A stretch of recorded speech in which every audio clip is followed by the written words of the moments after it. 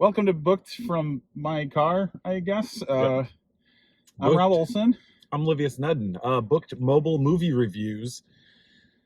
I want to say we do have to say that we did this. The first podcast I've ever heard, not seen, also was reviewing movies from a car. Fat and A podcast. So shout out to Fat and A for originating reviewing movies from the parking lot of a movie theater.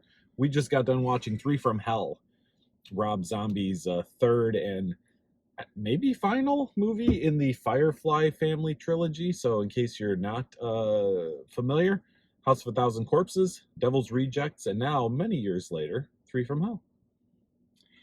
Yeah, this is going to be a little weird because we don't do movies very often, and I think we're planning on not spoiling this, so there's probably not going to be a lot to say, but I think it's going to be more impressions than like an explanation of the story.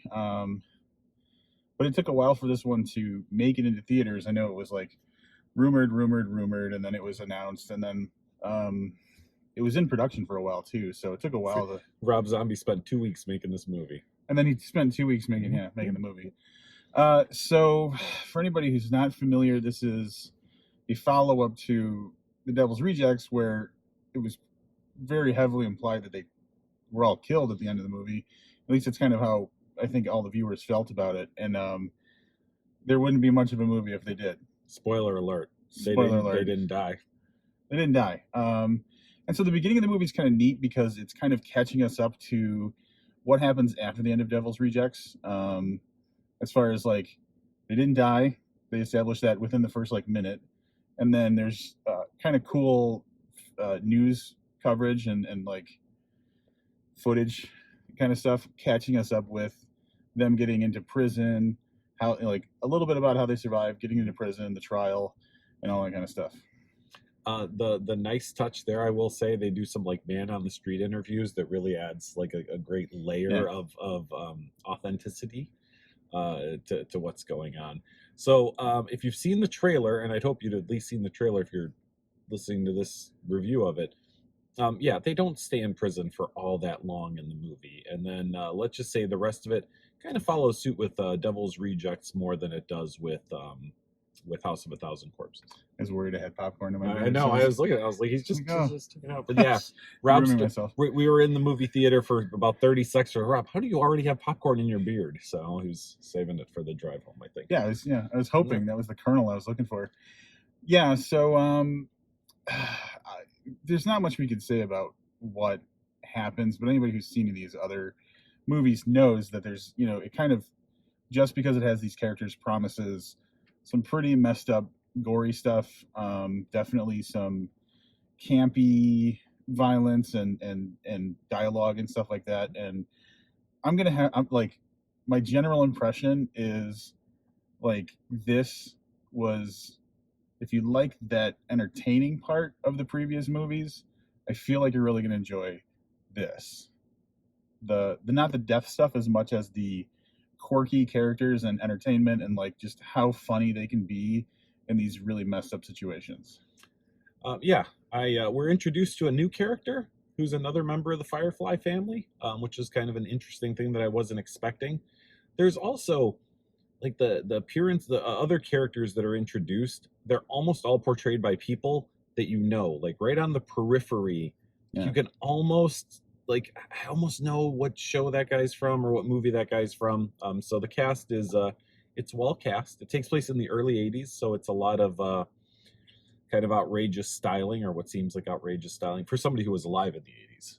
To me, it seemed a little outrageous. I was born in 1978, so. Well, but okay, but the first not super, part of the So anyway, I wasn't out of high school in the 80s. Right. That's correct. Yes. So, yeah, I agree with Rob. I think that here's what I was thinking about it. If you're a fan, do you have to see this? I don't know if you have to, but you probably should. If you are just tuning in, don't know what Three from Hell is, you definitely should not try and watch this movie without first having seen House of a Thousand Corpses and The Devil's Rejects. But I do want to stress, because I'm always interested in the fact that The Devil's Rejects was a sequel to House of a Thousand Corpses, but they're two very different types of movies. House of a Thousand Corpses, straight up horror movie. To me, The Devil's Rejects is a just gory crime film. Yeah. This one definitely is more gory crime film than it is like, scary horror movie. Yeah, and I would say it's even more of a departure from gory.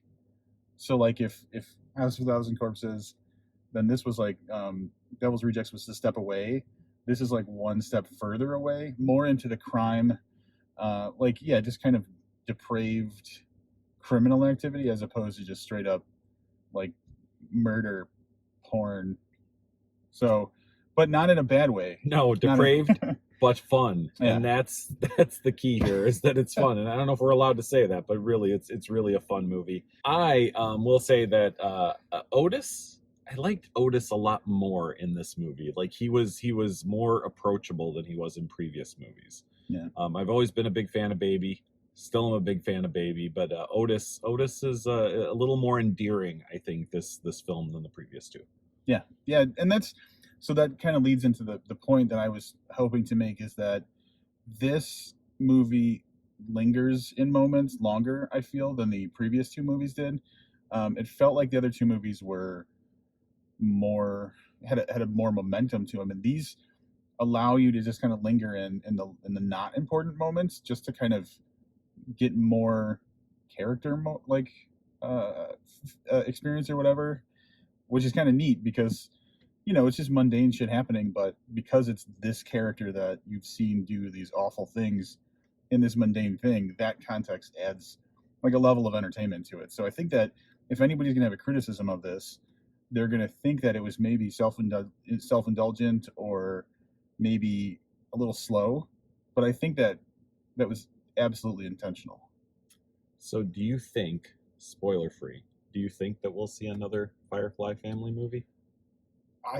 Yeah, I do. I was listening to Rob Zombie on an interview on the way to the movie theater, and he had actually said that he was talking about the first movie, made House of a Thousand Corpses, and how they did a cast screening, and people on the production crew said, "Oh, we should fix that. No, we should reshoot this." And he goes, my reshoot budget for that movie was more than my entire budget for this movie. Oh, so his reshoot shit. budget, well, he was shooting for a big studio, Yeah. and now he's basically independently Right, producing, right? right. So, if he could make them inexpensively enough, and people like Rob and I keep showing up for it, who knows? But I will say, I'm very, very glad that we decided to see this. We're supposed to see it last night. Probably talk about this on the next episode of the podcast. We're not going to do it here, but yeah, some things that were totally in my control happened, and we were unable to see it on opening night. So here it is, night 2, 3 from Hell. Anything else you want to say? Are we going to do stars? Yeah, we're going to do ratings. My final thoughts will be in my wrap up. All right. So yeah, I'm gonna go ahead and start wrapping up then. I was more excited. I became less excited about this the closer it got to seeing it. I'll be honest, the trailer for me didn't do it. Like I was really like, I kind of wanted more from that trailer. And even sitting down and watching, I'd say the first half hour of this movie, the setup and catching us up, I was like, this is gonna be. I get the feeling I'm gonna be a little disappointed. I was not disappointed at all. It is my least favorite of the 3 movies, but I think that this movie was important to see. And if not important, if you want to leave off with the Firefly family the way they were on, I don't want to spoil the second movie for anybody, but again, if you're watching, I don't know. So if, dying in a shootout against like the state police, like it's okay for the story to end there. But I think if you're endeared to Baby and the rest of the people from the previous movies, then this is probably one you want to see. I enjoyed it, not as much as I hoped, but more than I thought I was going to. I'm going to go 4 stars. All right. Hands on the steering wheel. I never get to do this in the podcast. So here's what I'll say. Like, going off of my first impressions being the trailers, which same as Olivia's, I wasn't super excited overall, but there were moments where I was like, wow, I really enjoyed that part of the trailer. Like I hope it's like this. And having seen the movie, it's the moments. So there's some moments where me and Livius were just dying laughing because it was just so like kind of fucked up and hilarious. And so those moments were what make this movie as good as it is. As an overall story, I thought it was actually neat too, because it's not the same old thing that you saw in the other 2 movies. So he found a way not to really evolve the narrative, but just to take it in a different direction without making it seem forced or like it didn't fit. So when you get to a third movie in a series, that is really a concern for me. Is like, how are you going to continue this plot with these characters? And I think the story was fine. It was a very serviceable story, and I don't see any problems with it. So the fact that he chose to tell this story opened up so many opportunities for just these fun scenarios to happen. And I would say it's probably like the second half of the movie where it really started to get fun. And I won't say why. Livius knows why. Um, and man, it just got like it just got super entertaining, and I just found myself smiling through the whole thing. Which, this is a horror movie; people die, but it was just so entertaining. So I really enjoyed it, and I'm gonna stay with Livius as far as like rankings. This is not my favorite, because Devil's Rejects is just unassailable. And having rewatched House of a Thousand Corpses recently, god damn, that is a good movie. But still, I'm gonna give it 5 stars. I fucking love I love this movie. It's so wrong, because what happens is Rob's right. You're smiling through the whole movie, and every now and then, at least I had the realization, like, I'm not supposed to be cheering for these people. Yeah. These people are bad fucking people, and it doesn't matter. You're still really excited about, like, you're on their side, or at least I felt like I was on their side. Oh, yeah. I know Rob did too. Yeah. So, in case you found this because you saw it's a Rob Zombie movie mini review, whatever you want to call it, this is not what Rob and I normally do. We review books. So if that's your thing, you can catch a lot of our reviews, the audio versions of our reviews, right here on YouTube, or you can go to Stitcher or Apple Podcasts, I think it's called now, right? Yeah. Spotify, some other Yeah, places. we're on Spotify. I forgot about that. We're on Spotify. If you want to hear us do this for book reviews, they're typically a little longer than 14 minutes or whatever this is going to end up being. But if you want to see us do more of this, what you're going to have to do is convince Rob Zombie to make a fourth movie in the Firefly family. Yeah, because we series, really, we're not big movie people. At least I'm not a big movie person, and Rob doesn't remember the last time he went to a movie. So, at any rate, anything else you want to say before we go?